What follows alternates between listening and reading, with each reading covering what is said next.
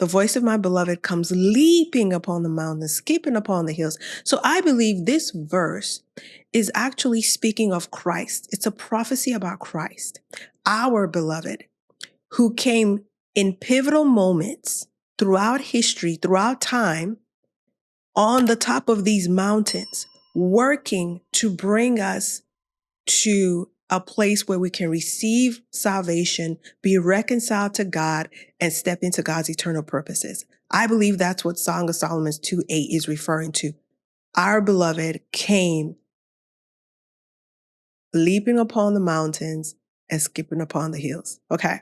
So the first mount we're going to talk about is Ararat. I don't know if you say Ararat or Ararat.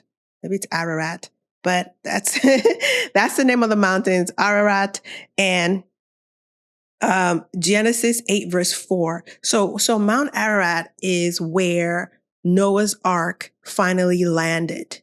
It landed on the top of Ararat, and I'll read that to you. Genesis 8 verse 4 says, "And the ark rested in the 7th month, on the 17th day of the month, upon the mountains of Ararat."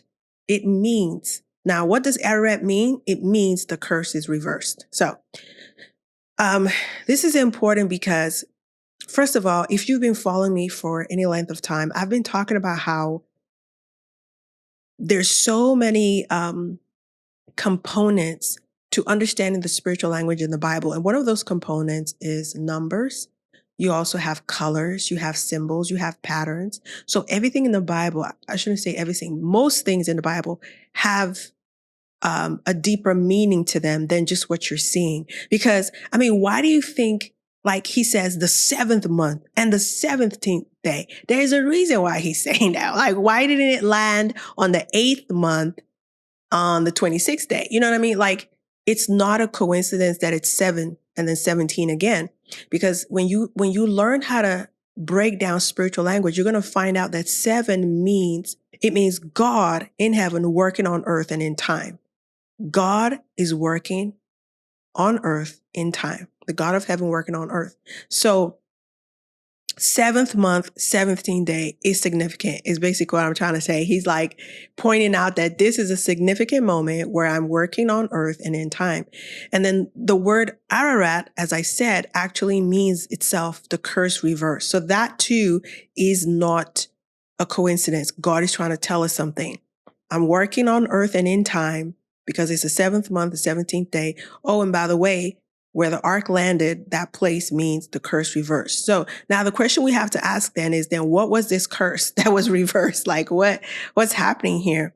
Well, if you just go back a few chapters to Genesis 3 verse 17, after Adam and Eve sinned, God told them some of the consequences of their disobedience. And this is what he said in Genesis 3:17. He says, "And unto Adam he said, because you have hearkened unto the voice of your wife, and you have eaten of the tree of which I commanded you, saying, you shall not eat of it, cursed is the ground for your sake, and sorrow shall you eat of it all the days of your life."